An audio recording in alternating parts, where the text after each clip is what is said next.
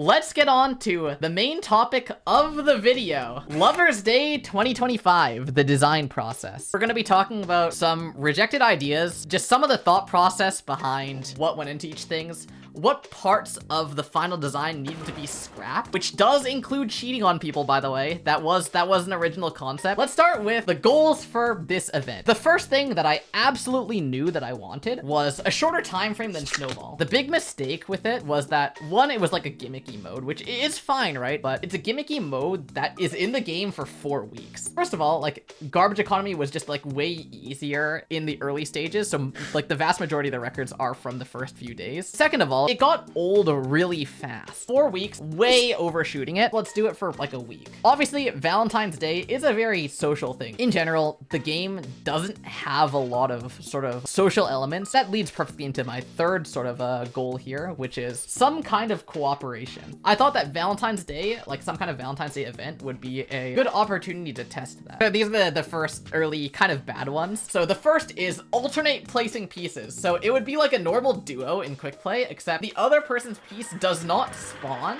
until like the other person places their piece. And so you have to alternate, and you kind of like get into a rhythm with your partner. You kind of match each other's pace. You have to sync up with each other for it to not feel super janky. Problem with that, the first very glaring one, you run into network issues. You're going to have lots of network problems where when you're normally duoing, it doesn't make that big of a difference. But if you're desynced by like 1 or 2 seconds and you have to alternate placing pieces, like that feels pretty bad. That was kind of scrapped pretty early. The second, which doesn't require as much of like a network sync, reward consecutive matching clears. The idea behind this one was that, okay, if I clear a quad and then my partner also clears a quad, then that's going to like add a bonus. And then if I clear a single and they clear a single, then that's going to like increase the amount of consecutive matching clears. Or probably not singles. It would probably have to be higher than that, or it's going to be a 4-wide mode. But you reward consecutive matching clears over and over again. And then like if I do a quad and then I do a double after without my partner doing a quad,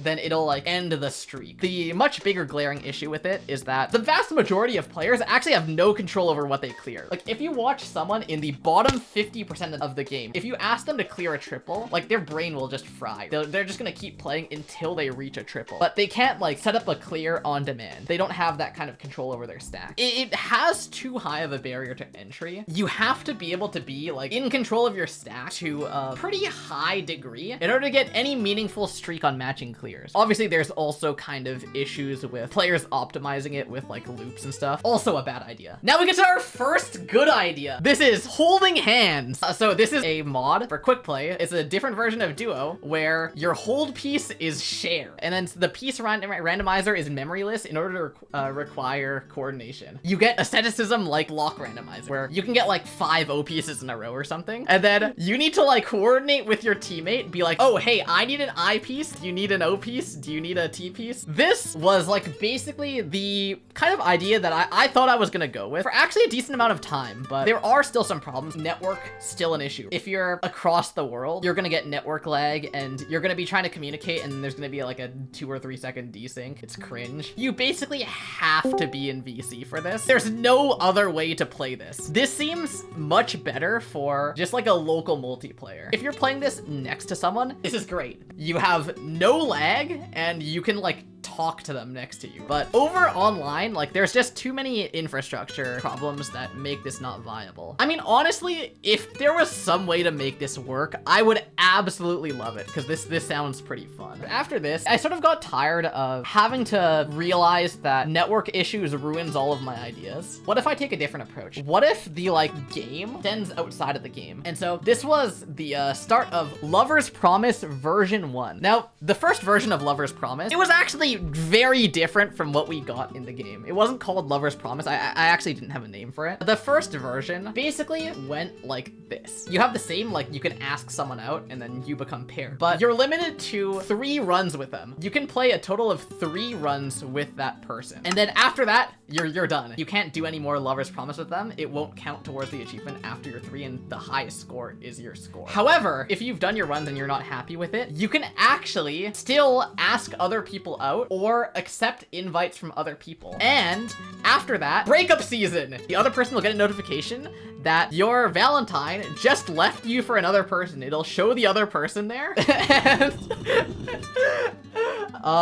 and yeah, you'll have to find someone new. The sort of flavor behind this is that you try with someone and like maybe it doesn't work out. Maybe one person's happy with it, but the other person isn't, and then there's heartbreak. We can farm drama. It's fun. It's a very social thing. I was sitting there, I was like rubbing my hands together. I'm like, dude, this is gonna farm so much drama. It's gonna be fucking hilarious. Maybe it works out. Maybe they're really happy. Maybe they think they won't get anything better if they try somewhere else, and so they settle for each other. Also, I didn't mention this, but after you break up with someone, you can't pair with them again. Maybe like some people, they'll get like a really high score, but they think they can do better, so they leave them, and then they realize that like they never get close to what they got before, right? You like left something that was actually better than anything you got in the future. There's so much fun relationship flavor behind this. The issue here is that, well, one, it would farm drama, but maybe it would farm like too much drama. I wasn't sure for our first like sort of social event. I didn't want to go too far with it. The second thing is that actually a lot of people would play the game with their actual IRL partners. We saw actually a surprising amount of them. Let's say you have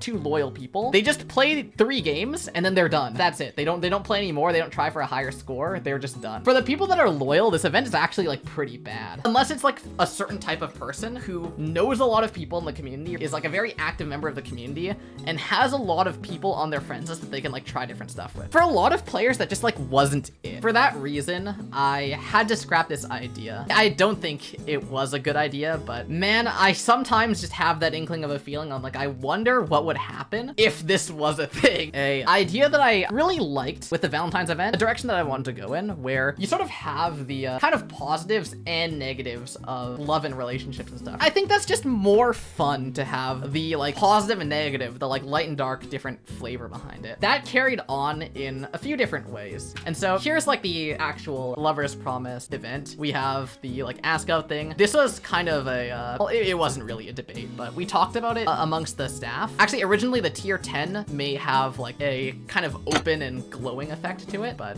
we decided against it. Another sort of thing that comes from the positive and negatives of the relationship. Maybe it's just me, but I did want to inject just a little bit of cynicism into the event as well. If you look at the flavor text for Lover's Promise, it says the impossible promise of an eternity just like this moment. The actual badge says a promise never fulfilled, but still valuable nonetheless. So the kind of like subtext here is that the relationship lasted a week, and then now there's just the nostalgic keepsake behind. I thought that was pretty funny. That's just me injecting a wee bit of cynicism into the event. Surprisingly, very few people actually picked up on it. I heard, because the person I duoed with was Monica. I DM'd her, I'm like, look, we got the diamond badge, and she's like, isn't that like a little bit grim of a description? Some people noticed. Yeah, we barely got diamond. It was rough. But another thing that I thought, okay, well, if we have Lover's Promise and you're locked into just like your pair the entire time, what if like we have the like super fluffy positive event, and then on the other side we have the like super negative toxic relationship event, and then we have those two happening at the same time. And so enter toxic codependence. This is Bleeding Hearts, but it was originally called toxic codependence. The reason I changed it was because, I don't know, toxic codependence sounds too like fucking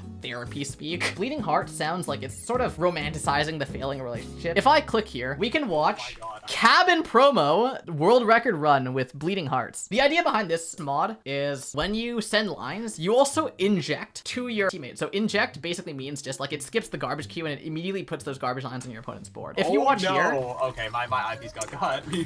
no, yeah, and when your partner's dead, you can't climb and you send to yourself instead. This guy's T-spinning for no reason. Put the fries in the bag. Is the audio good? Oh no. Okay, I think it is. But yeah, so you can see here that they will send to each other. Yeah, and at the start of the game, like it's very clean. You can like just spam attacks to each other pretty easily, and you both can like climb together really fast. So kind of the idea that I wanted here was the flavor of like, in the beginning it's good, right? Like it starts good, but it like gets progressively worse. I really wanted to emphasize like the sort of when it's good sort of like aspect of the relationship, and then over time like it gets messier and you start actually like actively harming yourself more and more, or it's harming each other more and more until eventually like you can't do anything without having it hurt your partner. There's actually a lot of flavor being put into it, and also you can see here there's fatigue text. So fatigue starts at 1 minute and it says the relationship stagnates, garbage becomes messier. So actually, if you look in the comments too, I saw a comment of promo explaining the strats. So it goes through like ups and downs where it starts clean, it gets messier, and then it gets cleaner and then messier and then cleaner, but overall the trend is like downwards. It sort of simulates how the relationship decline is not a like linear thing. It sort of has ups and downs, but the overall trend is always down in the end. It's harder to see, but yeah, Caboozled Pie feels neglected. Garbage becomes much messier. It's possible to play without VC, like plenty of people did it, but it's a huge advantage to play with VC because you can tell like they like talk to each other and they like are saying like, oh yeah, I'm not okay. Can you like not send lines, or yeah, I'm good. You can send, right? Dude, can you like maybe play the game? Dude, okay. No wonder I neglect you, bro. Well, one of the fun things that I actually noticed when I was testing this is that when you're reading the flavor text, it's actually like pretty fun to just like with your partner just like joke about the different phases of the relationship. It actually helps with the socializing part of the event. The last thing that I want to talk about with Bleeding Hearts is the flavor text. So here's a list of all the phases. So first is the relationship stagnates, insecurities grow stronger, player 2 feels neglected. So I want to note too that the players are picked at random, except once one player becomes player 2, they're going to be player 2 for all prompts. So it just selects the roles. Player 1 successfully apologizes. Things are back to how they should be. And then the weight of words unspoken. Why can't you just listen to me? This is all your fault. Player 2 makes the same promise again. This time will be different. Some habits can't be broken. All trust is withered away. Player 1 sets an ultimatum. Player 2 contemplates their wasted effort. One last painful argument.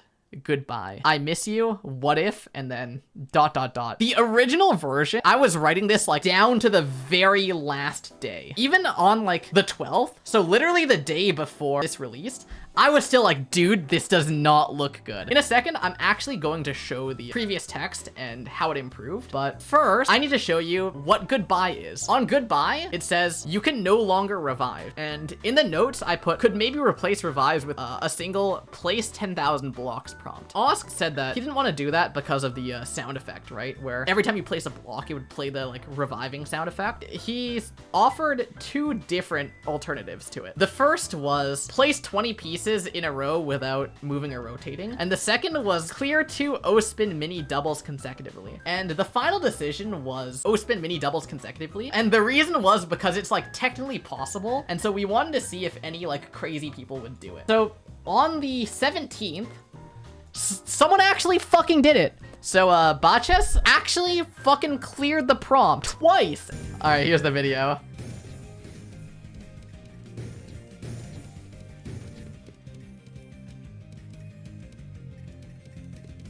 Swing mentioned.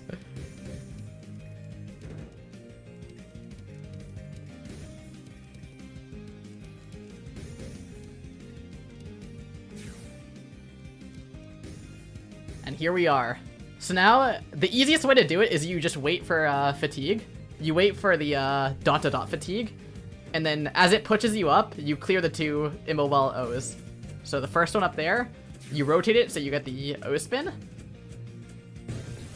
And then hold on the clutch clear, and that's the revive.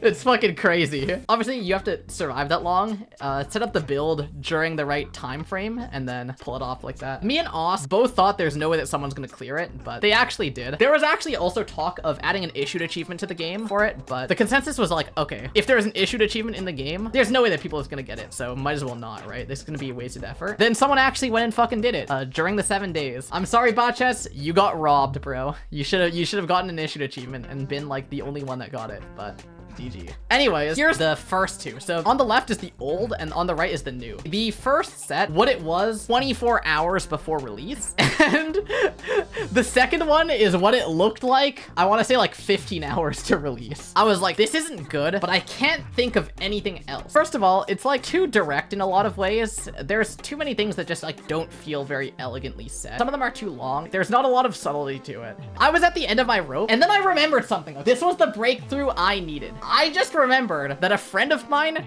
recently went through a really bad breakup. So I phoned him up and I'm like, yo, what's up? So you just went through a really bad breakup, right? And then he's like, yeah. Can we like talk about it for a bit? And he's like, dude, where the fuck is this coming from? I brought up how like I'm doing something for Tetrio. I showed him the text there. I showed him like the list and he was down. He was actually like pretty excited for it. We hopped on Discord. He was so helpful, dude. Shout out Tim for the 5-minute one where it says player 2 promises to change. He's like, no, Matt, that's not what it has to be. It's gotta be makes the same promise again. I'm like, what the fuck, dude? You're cooking. He had a pretty good time talking about his, okay, it had already been like over a month, so like, it's fine. I got to interview him about certain things. I got to get his opinion on a lot of them. It was super helpful. We talked about it for like about an hour, and then I'm like, all right, I have so many ideas now. A lot of them got changed, and he like brings up specific examples, and I'm like, yeah, you know what? I got you. Dude, actually so fucking helpful. The homie came in clutch, and I got to interview him about his breakup. That's how the new version came to be. I'm very happy with how it turned out. It wouldn't have been the same without my homie Tim. Anyways, that's the end of the presentation. That's how the Lover's Day event came to be. I'm very happy with how the event turned out. I think both Lover's Promise and Bleeding Hearts ended up really well. So